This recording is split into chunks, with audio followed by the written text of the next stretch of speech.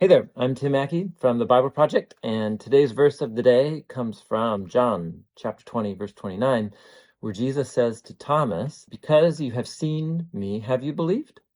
Blessed are those who have not seen and have believed." This is a well-known story where Jesus is talking to his disciples after he's raised from the dead. This is post-Easter. And Thomas has heard from the other disciples that Jesus is alive, and he really struggles to trust whether that's true. And so Jesus here is naming that not needing to see him and yet still trusting that is a very precious thing.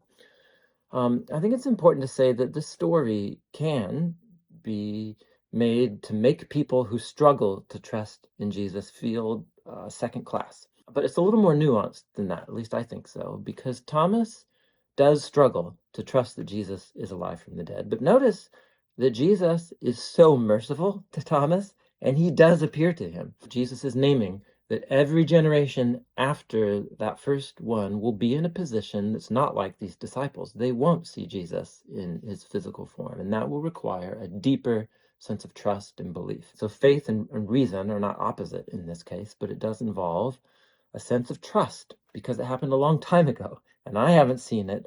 I'm trusting the testimony of others, and that's not a bad thing because it forces us to ask, if I'm not trusting in Jesus, what else? What am I trusting in?